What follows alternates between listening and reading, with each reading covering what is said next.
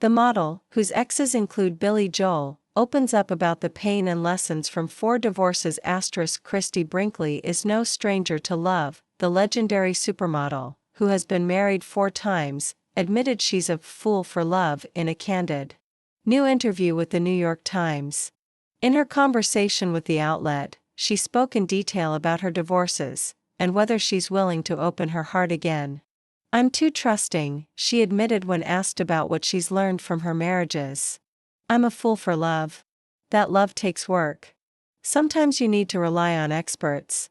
I wish I could have found ways to save some. I wish I hadn't married others." Brinkley's first husband was artist Jean-François Lowe. The two wed in 1975, when she was 21 years old. They divorced in 1981, and 4 years later she married Billy Joel. Brinkley and Joel divorced in 1994, and that same year, she married real estate developer Richard Taubman. She divorced him a year later, and a year after that she married architect Peter Cook. She was with him until their contentious divorce was finalized in 2008. She told the New York Times, "I always believed in soulmates. I thought I had 4 of them. Now I'm not sure. Maybe I had my 2 soulmates with Jean and Billy. Maybe I rushed out of my marriage to Jean. Maybe I should have tried to make it work longer with Billy.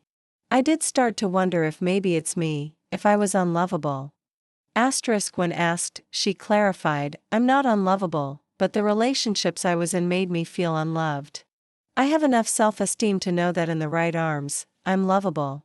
And I wasn't loved correctly. One loved my money more than me. Another loved his drink more than me. Another loved young women more than me. And in my first one, I loved my freedom more than him." Her first husband, Lowe, was the one she said she left for her freedom. She said that with him, it was love at first sight, and while their marriage was successful for years, it was a slow dissolve. "I got married too young.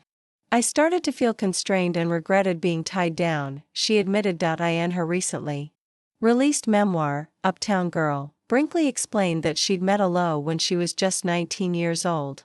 She'd moved to Paris to become an artist and met him soon after, and after 6 years of marriage, she wrote, "I started to wonder what else, and who else, might be out there." In the time since she'd met him, she'd changed considerably. Transforming from a girl from Malibu bound for Paris with only a backpack, paints and bohemian ideals to a top model with 2 mortgages, an endless zeal for adventure, and one big career. Joel is the ex-husband she claimed loved his drink more than me. The singer has been open about his past struggles with addiction, and Brinkley wrote in her memoir that booze was the other woman. She said of their marriage, "When you become the bad cop, it's over. If we had been older when it happened, maybe we could have figured it out." In an April interview with Today.com, Brinkley explained that her relationship with Joel was the most difficult to write about in her memoir. Because they're still friends, but she said he gave her his blessing. "He said, 'Just say what you need to say,'" Brinkley said. "And I think that's part of his healing, so I applaud him for all of that. It takes a lot of courage." As for the ex who loved my money more than me, Brinkley referred to third husband Taubman. "Ricky was a larger-than-life character who married me for my money," she claimed. "Our relationship was complicated by the fact that I was pregnant, and I wanted to make the right decisions. The relationship came on the heels of my divorce from Billy, which I was devastated about." In Uptown Girl, she wrote that after their son Jack was born, she had a session with her therapist and made the choice to give their marriage one more shot. She took Jack from New York, where she delivered the baby, back home to Taubman in Colorado, and she claimed that when she arrived, he asked her for money. "That's when I knew that this was not nor could it ever be love or even a real relationship. It was usurpation, manipulation, and at its worst, emotional torture," she wrote. "I booked a flight back to New York. When she arrived, she said Taubman called her and told her, 'I'm going to walk away from you and the baby,' just like her biological father did to her. After that phone call, she filed for divorce. Finally, the one who loved young women more than me," refers to Cook, who had an affair while married to Brinkley. I was married to a stranger who had other lives. I had 3 children. I wanted to protect them from the fallout and from their life being blown apart. The divorce lasted for years. It was agonizing. Brinkley filed for divorce from Cook in 2006 after finding out that he'd been having an affair with his teenage assistant.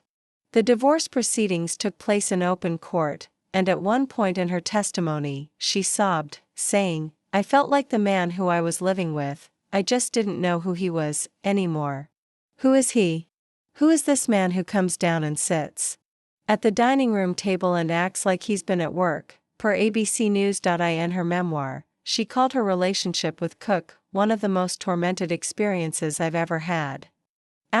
Brinkley is a mother of 3 daughters: Alexa Ray, who she shares with Joel, and Sailor, who she shares with Cook, as well as son Jack, who she had with Taubman but who was later adopted by Cook. The model confessed the thing she regrets most is not being able to sit with an open photo album with my husband and go, "Look, remember this? Remember the kids?" Despite everything, Brinkley admitted to the New York Times that she's still open to the idea of finding a partner. "Everything I've been through, all the pain, the stupidity, I would do it again because I believe in love," she shared. "I think it would be sad not to. I'm not sure I want to give up the freedom I have now. It gets harder to meet people and harder to trust.